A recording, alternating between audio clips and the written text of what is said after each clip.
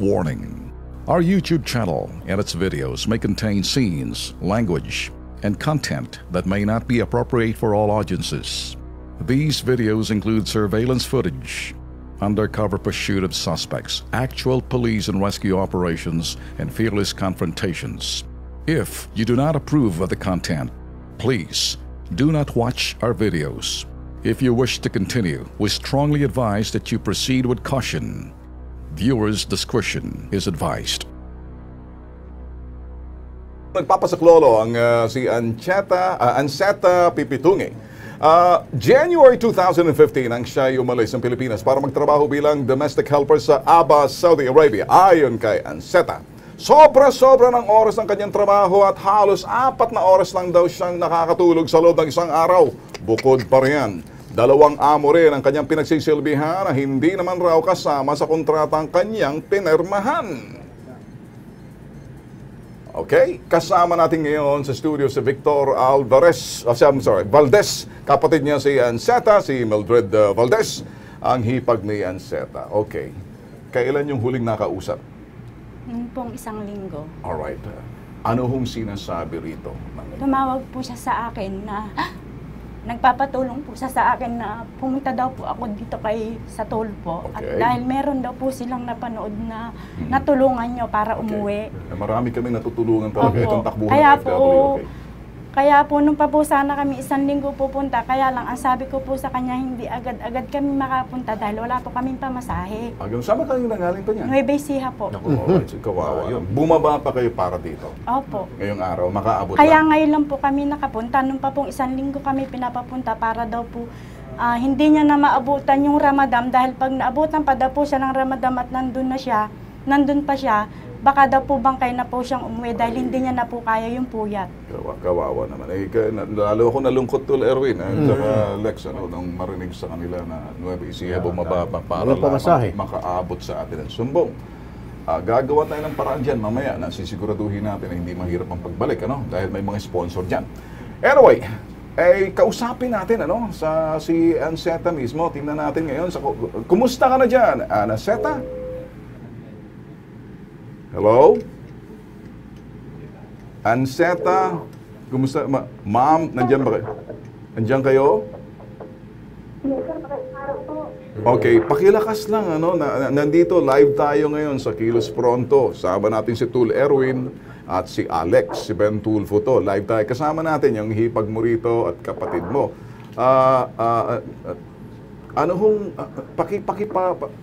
Medyo pakilakas lang ng konti.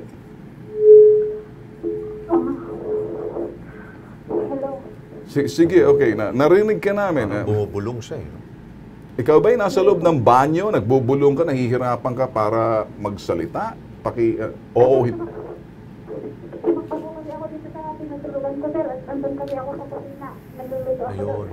Tumakbo ka para lang makakausap talaga. O sige, bilisan lang natin, baka mahuli ka ng amo mo.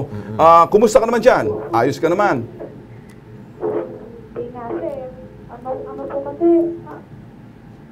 Gusto ko nga po sana kayo kasi hindi naman maayos yung paling ako dito. Okay. Nagkaroon po kami ng medyo hindi naman natin na malaki. Ngayon po hinili ko po sa amo ko yung nasa kontrata ko. Nasa kontrata ko naman sa yung hinili ko. Kung parang dapat ang hinili ko yung sa tungkol sa kanina ko, hinili ko yung sa amo ko. Nakarating po sa agency ko. Okay. Ilang amo bang pinagsisilbihan mo dyan, Anceta? Ilan sila? Ano po sila dito sa bahay? Meron pa po yung anak nitong ang amo ko na nandiyan sa 2nd floor. Lagi din po sila dito sa taas. Dami. Baka kailangan nila. Para dalawang pamilya po pinagsisilbihan ko. 8, 9, 10, 11 po sila lahat. Kailangan siguro ng amo niya kabayo o kalabaw. Hindi tao. Kasi 11 man tayo may Jesus Maria. Pinagagaan lang namin ang loob mo, Anceta. Huwag kang kabahan. Pero ito yung talagang tutulungan ka namin. Hindi ka naman sinasaktan maliban lang sa marami kang amo dyan. Sa saka ko dyan, yung pupunta ko sa hindi naman nila kasi wala naman ako private room dito. Kaya po, anytime na gusto nilang pumasok dito sa kwarto ko, kahit natutulog ako, pumapasok din po sila rito, naaabala po yung tulog ko. Abay? Kasi Ibang po sa usapan amo eh. ko, ako Okay. yung pagagalitan. Okay, sige.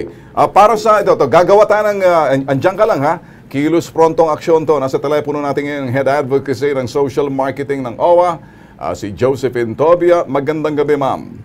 Magandang hapon, ma'am. Magandang hapon. Alright, narinig niyo ho ba ang kausap natin sa OFW sa ito ho'y nagpaparescue ho, nahihirapan siya, daming amo. Pwede ho ba mabilisan ho, anong magagawa ho natin dito? The usual. Yes. Papatawag natin yung agency para agad-agad Alright, sa agency. mag-engage sa kanyang foreign partner at mapauwi niya. Alright. Okay. Ma'am, medyo mahina ang dating nyo, ano? Pero itong magagawa ho namin, the usual, yung formula ho namin, ibibigay ho namin lahat ang impormasyon na kinakailangan para ma-locate ho, para ma-contact nyo yung agency at may sasagawa ho ng ating polo, pakipag-ugnayan ho roon na ma-rescue agad. Okay? Kasi hindi ho tama na maraming amo, parang nalinlang ho sila eh. Overwork pa, hindi makatulog. Kung minsan, pinapasok sa kwarto, ginigising, kawawa naman, walang pahinga. Sabi nga ni Tol Erwin, parang kabayo ang dating. Opo. Papatawag natin kaagad yung agency niya basta magbigay sa amin lahat ng information. Okay. Ibibigay ho namin sa inyong ito ho yung yung mga impormasyon, pero kami ho nakipag-ugnayan sa ABC Manpower Services. Subalit sila ho nagalit pa sa amin, putok sa buho to. Ay sinabihan ho kaming kinakailangan mo nilang mag-imbestiga bago sila magbigay ng anumang pahayag. Tingin niyo ho sa ABC Manpower. Dinaig pa ho ang gobyerno natin na mag-iimbestiga lang para may magagawa. Tingin niyo dito, ma'am. Papatawa yan. Nagpapatawa. Okay. Ang mga kengkoy. Ma'am, ganito ma'am ang gagawin namin. Bibigay na, pag bababa ng telepono, nandito ho ang pamilya nito, bibigay ho namin. Hindi na off the air na lang ho. Lahat ng impormasyon para ma-locate at magawa ho natin. Pagre-rescue, total inutil naman ho. Wala namang pakinabang yung agency. At dyan lang ho kayo ma'am. Kami ho nagpapasalamat. Sa iyo naman, Anseta, nandiyan ka pa? Yes, sir. Yes, sir. Magagawa namin, ibibigay namin ang hindi natin pwede pag-usapan, address, location, para ikay may sagawang agarang rescue, ay hindi po pwede na parang ginagawa kang alipin dyan. Okay? Yes, sir. Alright, sige. Ang naging ano ko po dito, sir, hindi nga po ako nakareklamo kasi po, ang tanakot sa akin itong amo ko, tanakot po kasi ng buo yung nagtatrabaho dito sa agency sa Riyadh. Okay. Hayaan mo ng agency. Basta importante, kami nang bahala dito nito. Ang gagawin namin, may kasama kang destroyer, demolitionist, at may sinasabi nga natin kasama rin, neutralizer. Diyan ka lang, sige, relax ka lang, ipapasa namin para ma-rescue ka. Okay? Doon sa... Maraming salamat. Okay, sige, okay. Okay, sige, dyan lang kayo ha. Okay, kinakailangan dito, ang lagay anong sinabi mo yung talata ng medyo unang aklat? Saan ba natin sa pangalawang aklat? Re-ready ko yung mga salita ni Duterte, una, ikalawa, ikatlong aklat. Anong kinakailangan talata roon sa unang aklat na sabi mo, pag sa unang aklat, galit, di ba? Oo. May kasamang mura. Oo, syempre. Anong nararapat na salita ang kinakailangan sa unang aklat na talata? Dos, tres, kwatro? Dos, tres. Dos at Tao, tres. hindi na talata. Kailangan ipalo mo na yung libro sa ulo. Kagaya itong ABC na. Mag-iimbestiga pa kayo, walang hiya kayo. Akala mo si correct kayo. Sino naman kayong demonyo na mag-iimbestiga? Mga buwisit na kalokohan ito, Tolben eh.